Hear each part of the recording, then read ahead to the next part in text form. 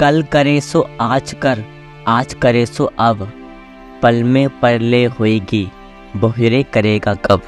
कबीरदास जी हमें यह समझाते हैं कि हम सबके पास समय बहुत ही कम है, इसलिए जो काम हम कल करने वाले थे उसे आज करो, और जो काम आज करने वाले हैं उसे अभी करो, क्योंकि पल भर में परले आ जाएगा।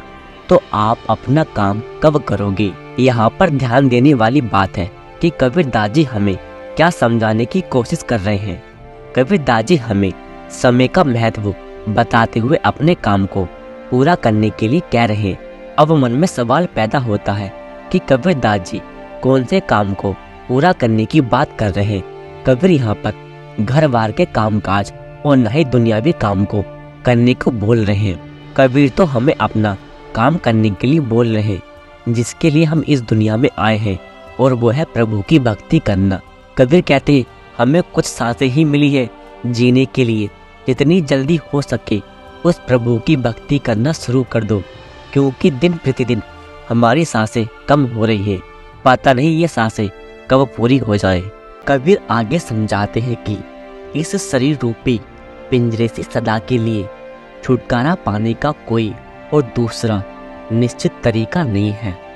यह बात रूढ़िवादी भले ही लगे और थोड़ा विचार करने पर स्पष्ट हो जाएगी। दुनिया में हम क्या लाते हैं? हमारे कर्म, हमारी इच्छाएं और हमारा मोह। हम कर्म करते हैं, अच्छी बुरी इच्छाएं रखते हैं, और कर्मों के फल भुगतने और अधूरी इच्छाओं को पूरा करने के लिए हमें जन्म लेना पड़ता है। नेक और धार्मिक कर्म भी हमें मुक्ति नहीं दिला सकते, उनका फल हमें इस लोक या ऊपरी लोकों में मिलता है। लेकिन जब हमारे नेक कर्मों के फल समाप्त हो जाते हैं, तब हमें वापस नीचे आना पड़ता है। इस जन्म मरण के चक्कर से मुक्ति नहीं है। हर मौत के बाद हमें धर्मराय को हिसाब देना पड़ता है और आत्मा को नया शरीर धारण करना पड़ता है। मृत्यु आने पर हम एक शरीर से छुटकारा पाकर अपने कर्मों और इच्छाओं के अनुसार दूसरे शरीर में प्रवेश करते हैं। जिस शरीर में हम रहते हैं वह परमात्मा का मंदिर भी है। मनुष्य शरीर ब्रह्मांड का छोटा प्रतिरूप है। इसके अंदर सचखंड या सतदेश तक सारे रूहानी मंडल हैं, जहाँ परमात्मा का निवास है, लेकिन हमें इसका ज्ञान नहीं है। संत महात्मा हमें इस घर के अंदर उस घर का रास्ता दिखाते हैं, और केवल उस राह की शुरुआत ही नहीं बल्कि उस पवित्र से पवित्र स्थान तक पहुंचने में हमारी मार्गदर्शक और मार्गरक्षक होते हैं। हमारा रूहानी सफ़र पैरों के तलुओं से शुरू होकर सिर की चोटी तक पूरा होता है। हमारी चेतना सारे शरीर में फैली हुई है, और इसे धीरे धीरे तीसरे तिल पर एकाग्र करना है, जहाँ संतजन इसे शब्द के साथ जोड़ देना की विधि बताते हैं, और तब ऊपर का सफर शुरू होता है। यह दिव्य संगीत सचखंड से निकलकर नीचे की ओर 5 रूहानी मंडलों में से होता हुआ तीसरे तिल पर टिक जाता है, जहाँ से यह हमारी मानसिक और आध्यात्मिक शक्ति को सहारा देकर हमारी संभाल करता है। यह दिव्य संगीत मन और माया के पार से आता है, और अगर हम अपनी चेतना को इससे जोड़ दें तो यह हमें भी मन और माया के पार ले जाता है। इसलिए कबीर जी हमें प्रेरणा देते हैं कि हमें सब धुन की साधना करनी चाहिए, ताकि यह हमें इस घर से उस घर ले जाए, इस दुख की घाटी से बचकर उस दिव्य स्थान तक पहुंचने का, जहां परम सुख और आनंद है। केवल यही एक रास्ता है, शब्द साधन है, और सतगुरु मार्गदर्शक है। मालिक की असीम दया की धार हमारा सतगुरु के संपर्क में आ जाना संभव कर देती है।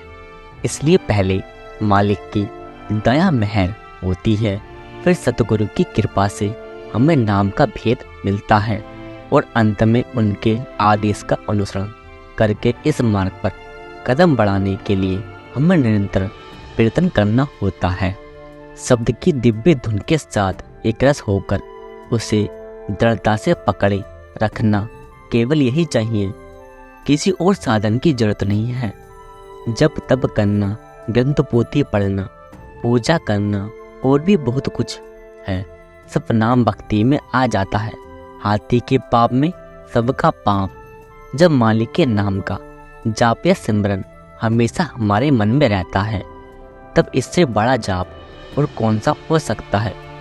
जब हम बिना किसी शर्त के अपने आप को मालिक की मुझ में रखकर अच्छे बुरे सुख दुख जो भी हो मालिक की इच्छा समझकर खुशी से स्वीकार करते हैं, उसके भाड़े में रहने की कोशिश करते हैं, इससे बड़ा तप कौन सा हो सकता है।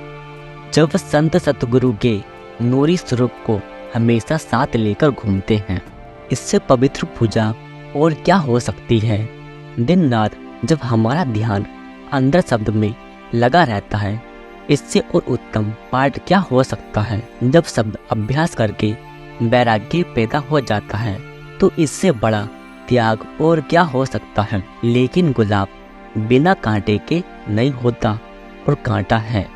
भोग विलास की तृष्णा से लुभाया हमारा चंचल मन गंदे और हिलते हुए पानी में परछाई साफ नहीं दिखती, और जब तक हमारा मन और स्थिर नहीं होता, हम परमात्मा को नहीं देख सकते।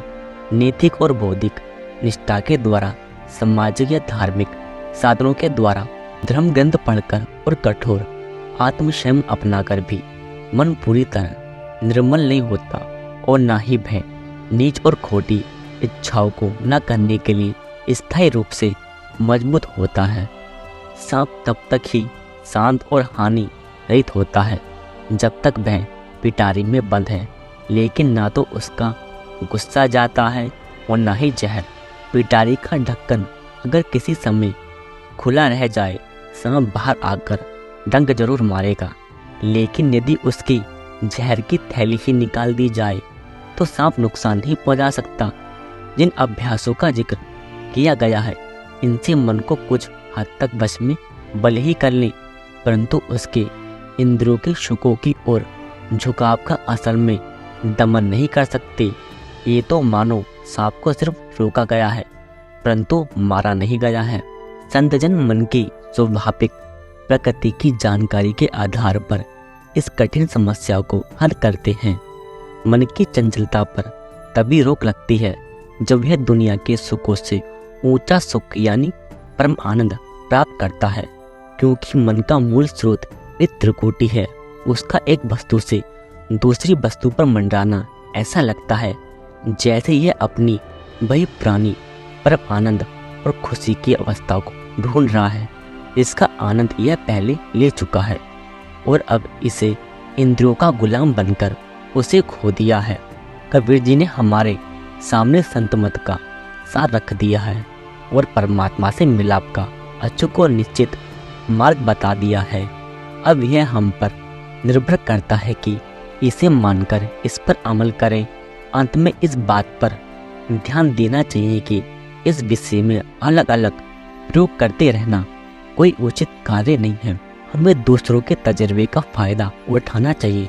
दुनिया ने इतनी तरक्की कभी ना की होती अगर हर एक इंसान ने हर विज्ञान के लिए सारे प्रयोग शुरू से फिर से करने की जिद की होती और अपने से पहले आने वाले लोगों के साबित किए हुए नतीजों को मान्यता न दी होती। हर बार मनुष्य को जन्म नहीं मिलता और ना ही हर बार पूरे गुरु की संगति मिलना संभव होता है। मनुष्य जन्म और सतगुरु की संगति पिछले जन्मों के पुण्य कर्मों के फलस्वरूप मिलते हैं। इसलिए हमें इस मौके का पूरा फायदा उठाकर नाम भक्ति सूरत शब्द योग यानी आत्मा के शब्द से समा जाने का अभ्यास करके जन्म और मरण के चक्कर से मुक्ति प्राप्त करनी चाहिए।